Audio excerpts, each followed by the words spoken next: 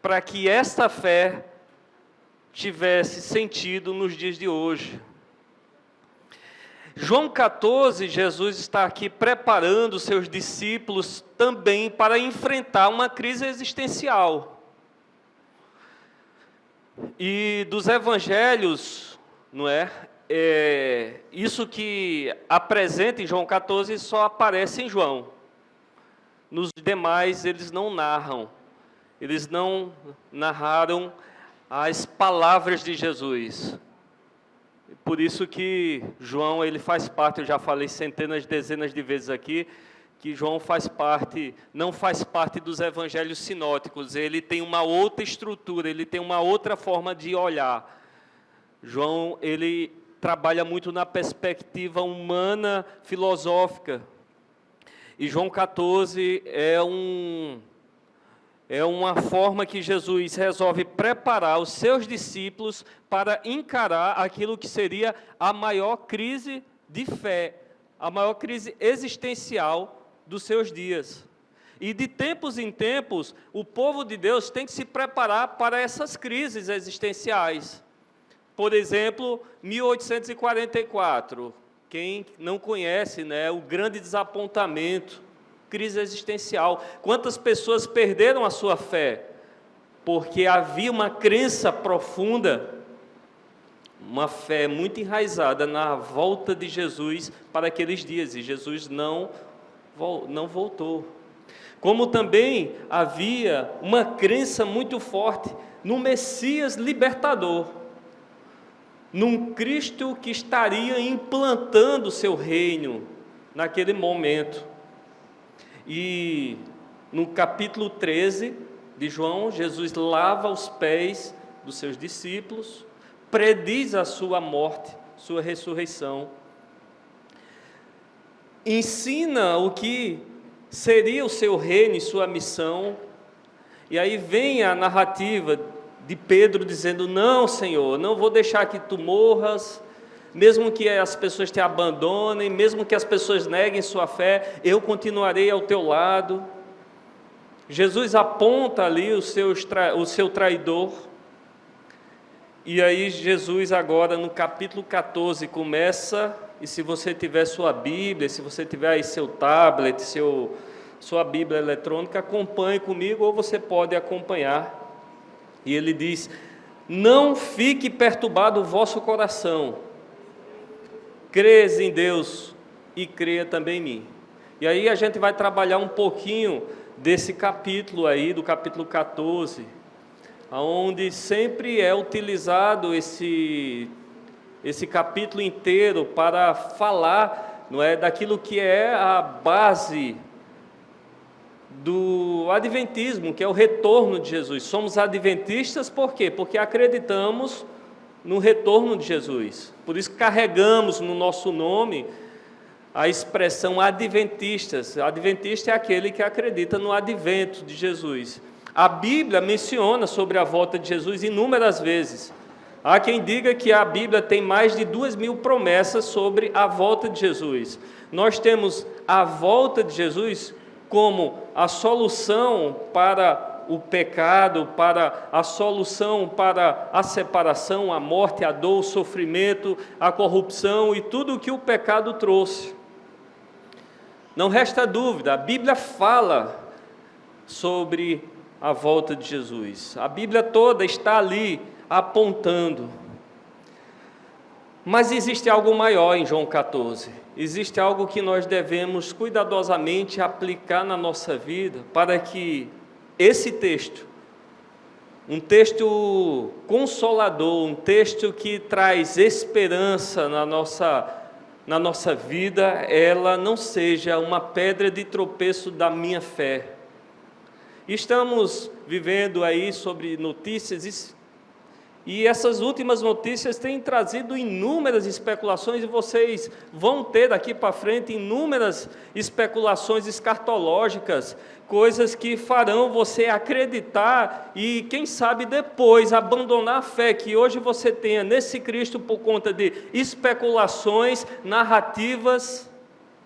E a mensagem hoje tem esse objetivo, para te alertar para que você seja vacinado contra a indústria da especulação que tem tomado conta das igrejas, que tem tomado conta do Evangelho. E acabamos de ouvir o Evangelho para ouvir especulações humanas. A era de hoje, a multiplicação das informações, WhatsApp, Instagram, TikTok, Facebook, tudo conspira para propagar inúmeras especulações sobre esse evento que é a volta de Jesus. Então, Jesus estava preparando seus discípulos para isso. E a melhor tradução que eu encontro aqui do grego é uma tradução que está relacionada com turvo. Por isso que algumas versões, não se turbe, não deixe o seu coração turvado, turbado, confuso. Jesus está alertando, não fiquem confusos. Confuso sobre o quê? Sobre o que iria acontecer com Jesus nos próximos eventos. No outro dia, Jesus estaria condenado, estaria indo para o Calvário. Jesus, não fiquem confusos com aquilo que vai acontecer agora, daqui a pouco. Creiam em Deus e creiam também em mim. Então, a despeito do que aconteça, e ora, entendendo um pouco aqui o contexto dos discípulos, imagina, você vai ter ali pessoas que abandonaram seu emprego, pessoas que abandonaram seus negócios, pessoas que abandonaram suas posições para seguir um mestre, para seguir uma forma de vida, e agora aquele mestre não estaria mais com eles. Aqueles do qual eles andaram, confiaram, não estariam mais entre eles. Então, uma crise de fé iria, talvez, e a gente conhece a história, o que foi que aconteceu quando Jesus morreu, eles voltaram às suas vidas. Pedro voltou a pescar. Então, Jesus estavam preparando eles para uma lapada. Não estarei com vocês nos próximos dias. Fisicamente não estarei com vocês. E é nesse contexto que Jesus agora diz, não se preocupe. É claro que a gente pode estender esse não se preocupe para qualquer coisa que a gente enfrente na nossa vida.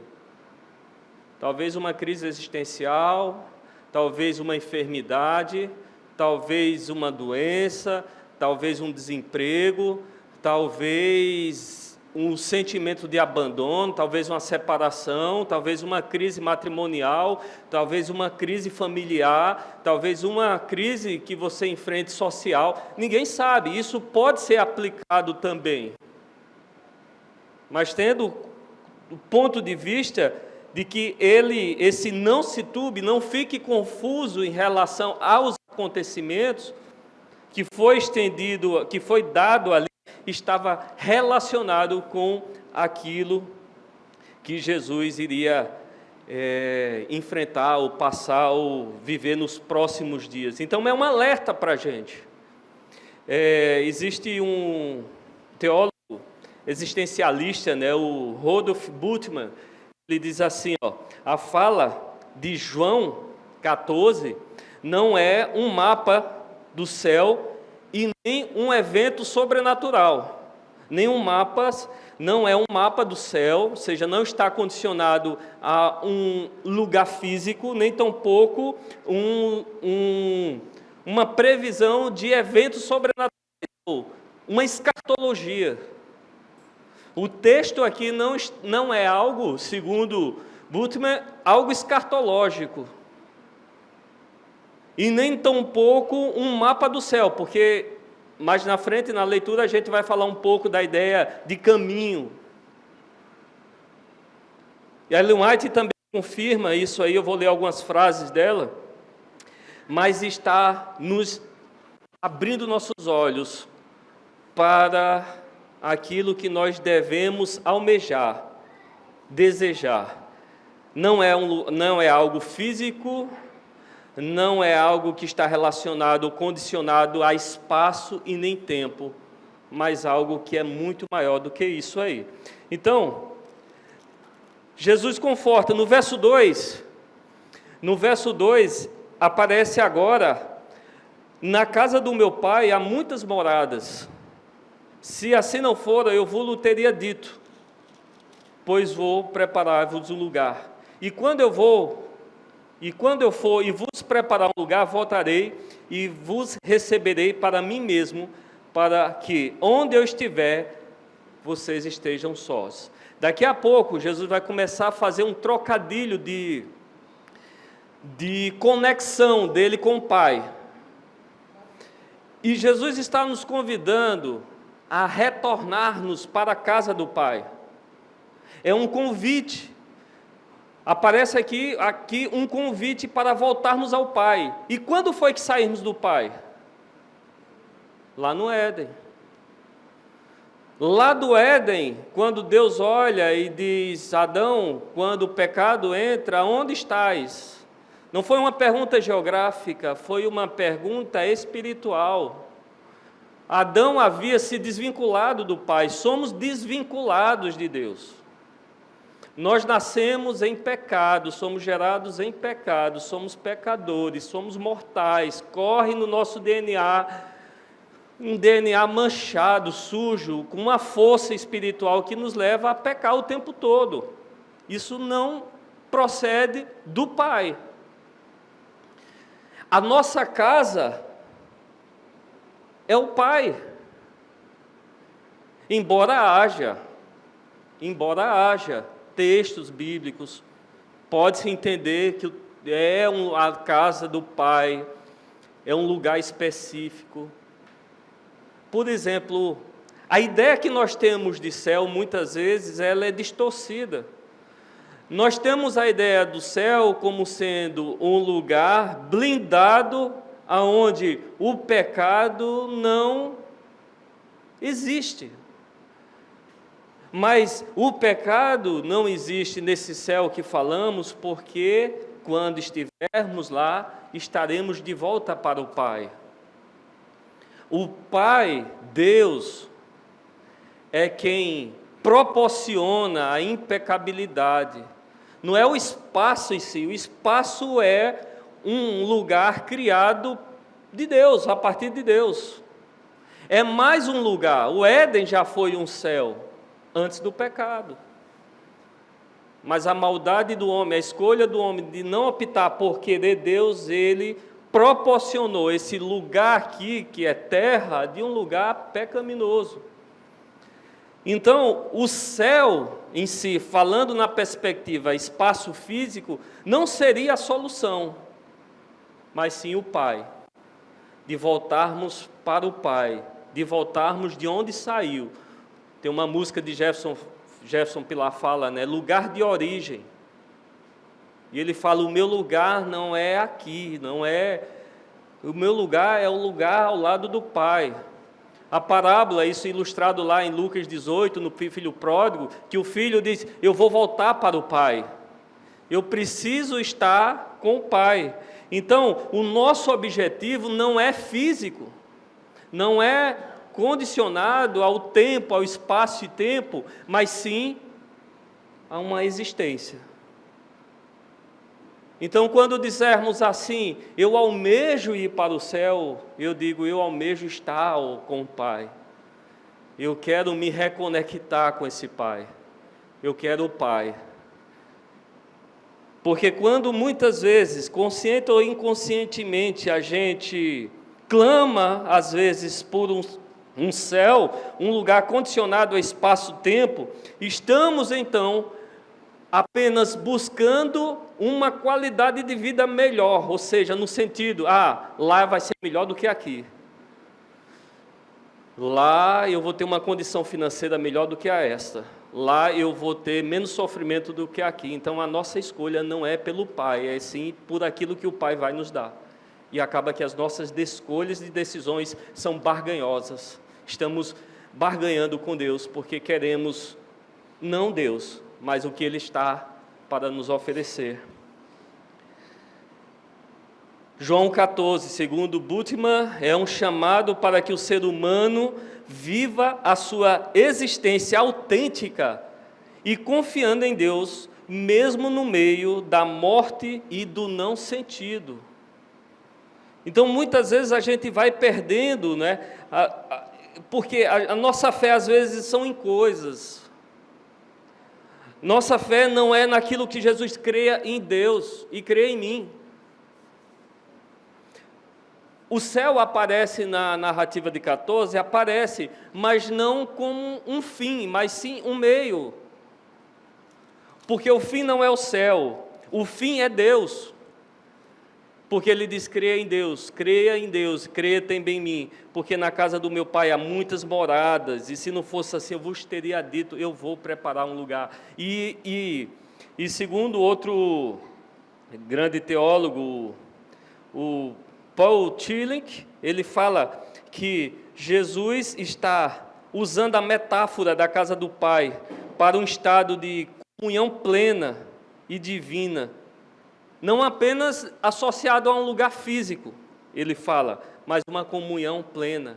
Em Deus tenho moradia, em Deus você tem habitação, em Deus há lugar para você. Isso é fantástico quando a gente entende a sua dimensão, porque ele abre um espaço.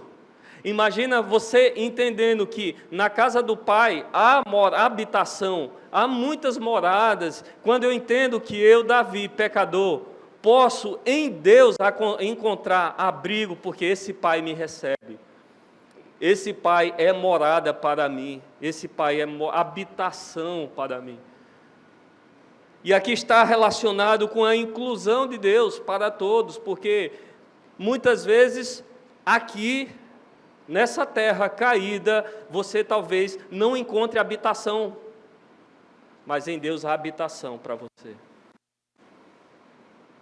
Na morada de Deus há um lugar para todos, para Davi, para a Eveline, para a Joyce, para a Bianca, para todos que estão aqui. Isso é fantástico, isso faz com que a nossa fé ela começa a se ressignificar e saber que, a despeito daquilo que eu enfrente hoje, as circunstâncias que me levam a essa vida, talvez de sofrimento para alguns, talvez de decepção, talvez de acúmulos de problemas, mas em Deus há morada para mim, há abrigo, há aceitação, há inclusão, há pertencimento. Então isso começa agora a transferir a minha fé de um lugar escatológico, físico, relacionado e condicionado ao tempo, e agora ela transcende agora para algo que está fora das circunstâncias do meu espaço e do meu tempo. O meu Redentor morreu. Se eles tivessem entendido, morreu, está lá numa cruz. Mas a minha habitação é junto ao Pai. Então, sem o Mestre aqui, mas eu tenho um abrigo no meu Pai, a morada no meu Pai. Ah, está difícil aqui. Jesus não voltou em 1844, porque eles especularam. Eles colocaram o efeito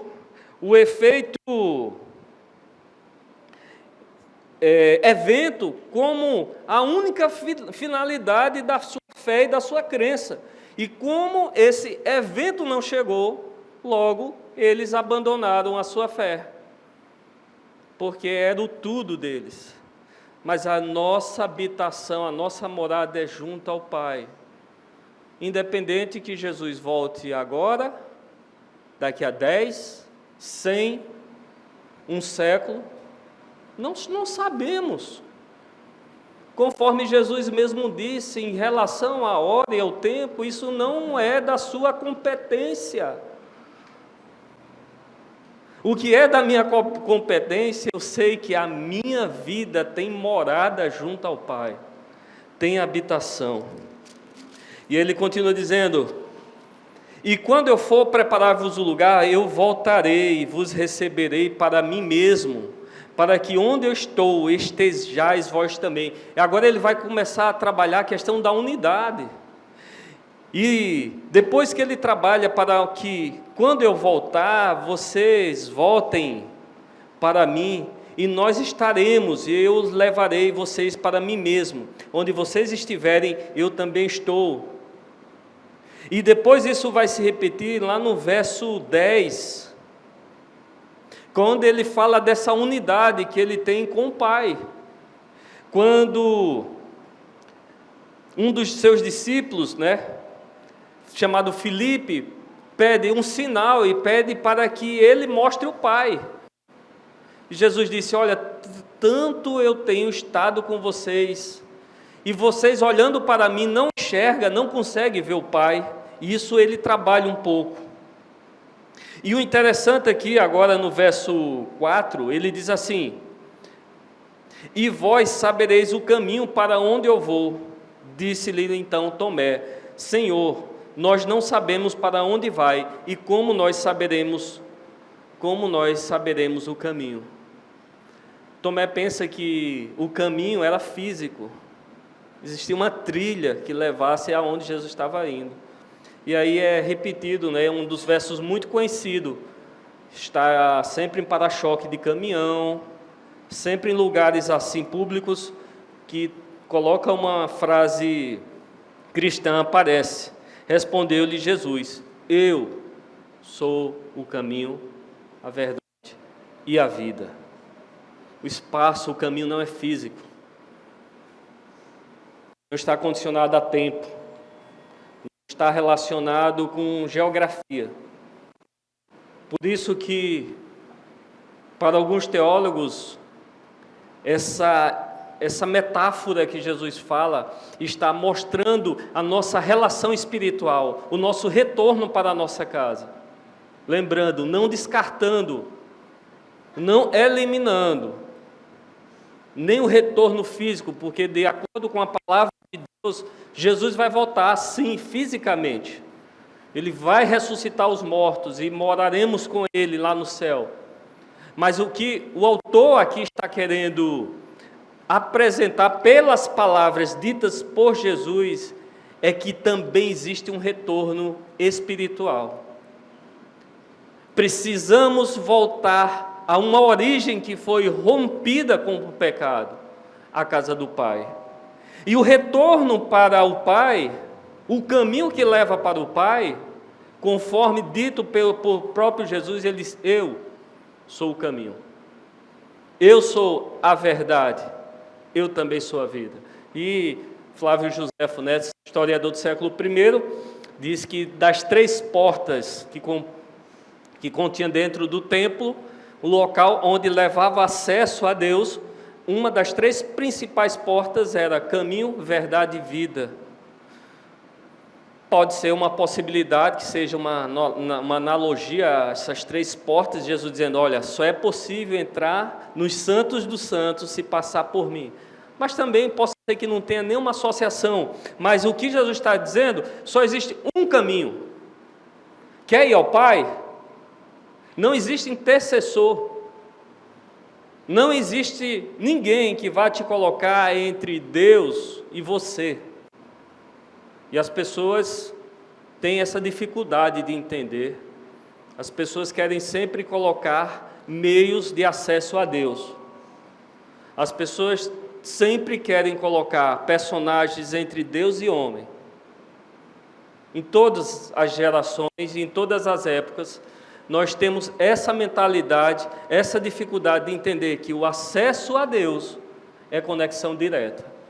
Então você tem acesso a Deus através de quem? Cristo é o caminho. Eu sou o caminho, eu sou a verdade e eu sou a vida. Ele fala: ninguém vai ao Pai senão por mim. Então replicou-lhe Felipe: Senhor, então mostra-nos o Pai, e isto nos basta. Disse-lhe Jesus: Felipe, há tanto tempo estou convosco, e não me tendes conhecido? Quem me vê, vê a mim. também vê o Pai. Como dizes tu, mostra-nos o Pai. Não crer que eu estou no Pai e que o Pai está em mim.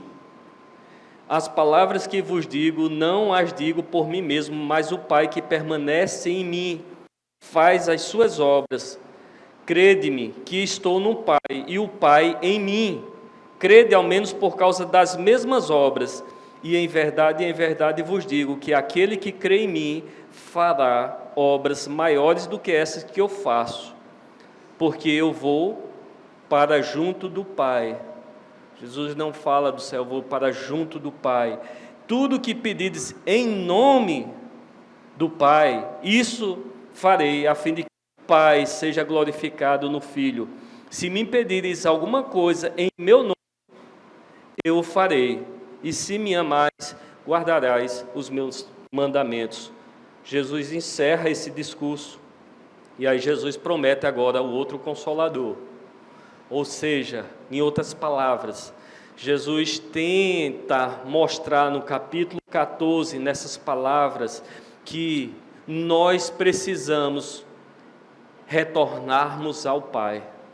Nós precisamos desejar voltarmos para o Pai. Do Pai saímos lá no Éden. O mundo, a terra se tornou terra pecaminosa, não porque a terra é um espaço geográfico condicionado ao tempo, mas porque saímos de perto do Pai. A nossa moradia, o nosso lugar é ao lado do Pai.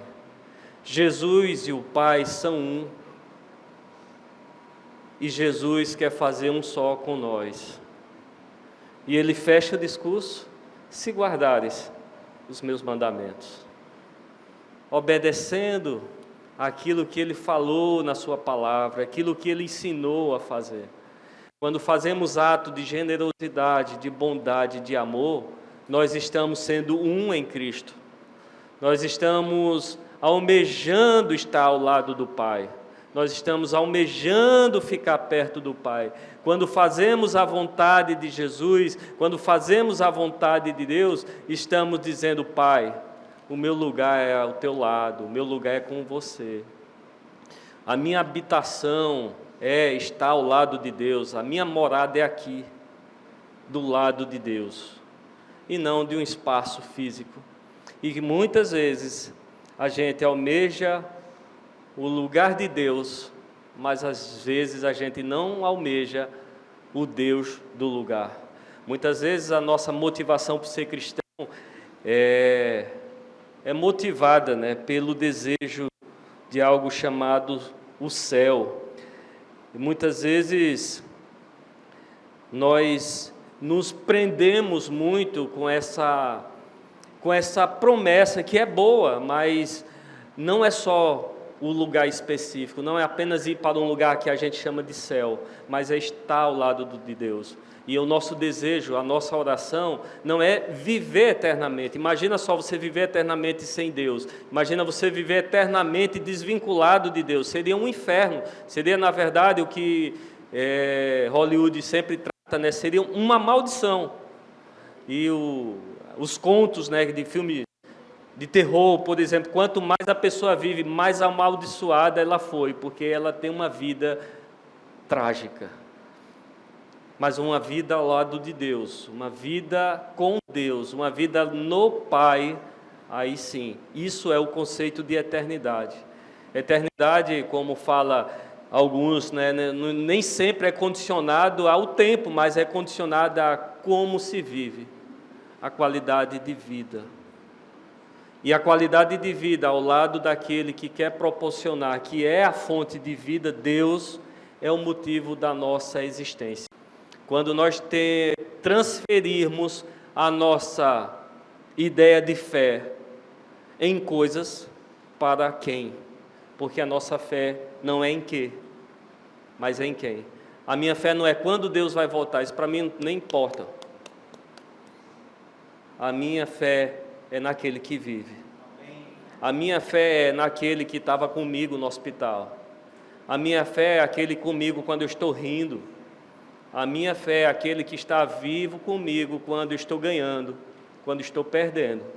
A minha fé é naquele que, quando eu estou alegre, está comigo, mas quando eu estou chorando, está comigo também. A minha fé é naquele que está comigo em qualquer circunstância. É aquele que está nos momentos mais críticos da minha vida. Naquele momento, quando eu não tenho mais a quem clamar, não tenho a quem mais recorrer, Ele aparece. Porque a minha fé não é lugar, não é tempo, mas é em quem. E que a minha fé e a sua fé seja na pessoa de Deus. Por isso que Jesus diz: creia em Deus, creia também em mim. Não fique condicionado a tempo, não fique condicionado a especulação, não fique condicionado a assuntos escatológicos que vai deixar você confuso, vai deixar você turvado, vai deixar você confuso, sem saber, porque cada um que se levanta diz: é agora, não, é depois, não, é daqui a pouco, não foi, vai ser agora. E isso deixa você pirado, e se a sua fé for fincada nesses elementos, acabou-se. Não há fé, mas a sua fé em quem? No Pai. O seu lugar não é lugar geográfico, é lugar espiritual, é Deus. E nesse Deus a gente é convidado a desfrutar o hoje, o agora. O reino de Deus chegou, o reino de Deus está até você, o reino de Deus está aqui, entre nós, porque o reino de Deus é o próprio Deus na nossa vida. E que nessa esperança, nessa convicção, você possa enfrentar as turbulências da vida, possa enfrentar, como Ellen White nos convida. Cristo convida, e ela falando sobre João 14, Cristo convida a lançar sobre Ele as nossas ansiedades. Diante das suas palavras: não se turbe o vosso coração, temos a certeza de que a sua presença é o antídoto para todo tipo de aflição. Ela repito as palavras dela: a sua presença, não é o seu céu, não é o seu tempo, é a sua presença, ela é um antídoto para toda aflição. Palavras de Ellen White no livro O Desejado de Todas as Nações, falando sobre o João capítulo 14. O antídoto: creia em Deus e creia também no Filho de Deus, porque Ele, Deus, é só um. Eu sei que a gente vive, sabe, o tempo todo numa vulnerabilidade de sentimentos. Eu sei, enquanto o conjunto vem aqui à frente para a gente concluir, mas eu sei que a gente vive numa vulnerabilidade o tempo todo. Um dia a gente amanhece feliz, confortado e motivado e com fé. Mas no outro dia a gente amanhece desmotivado, sem fé e sem esperança. E a gente vive nessa inconstância de vida o tempo todo. E se a gente, meus irmãos, é que eu digo, pelo um pouco que eu começo a analisar sobre a perspectiva do Evangelho, tenho aproximadamente 40 anos de igreja, e eu gosto de analisar o comportamento das pessoas que passam pela igreja. E eu conheci pessoas que a sua fé, elas fincaram em elementos, em eventos, em coisas, e não foi fincado no Cristo, no Deus. Às vezes a gente finca a nossa fé até na própria estrutura da nossa comunidade, porque é algo legal. É algo que gera motivação. Às vezes a gente é focado, a gente vive aqui porque a gente é vinculado a essa denominação, ou talvez a gente é vinculado a algum ministério que você faz parte, e você é comprometido e você vem estar aqui porque existe algum vínculo. E aquele vínculo, às vezes, é o elemento fé. E, às vezes, o elemento fé é algo que você aprendeu, que você cresceu ouvindo.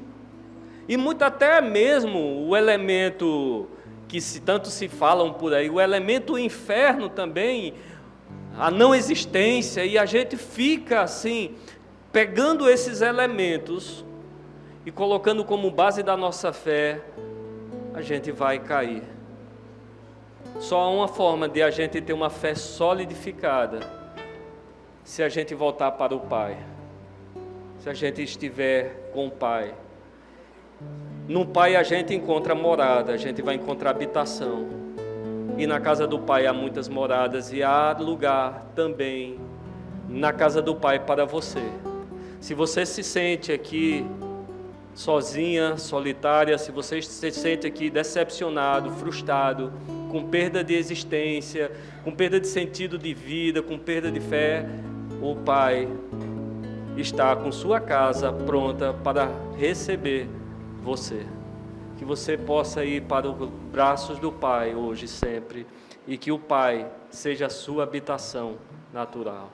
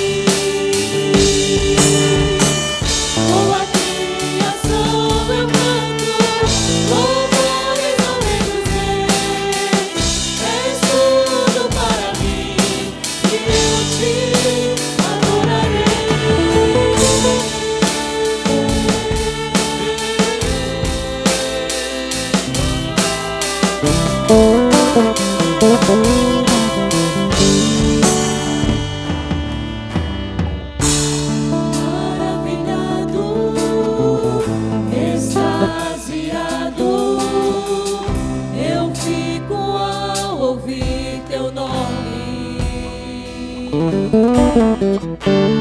Maravilhado, extasiado.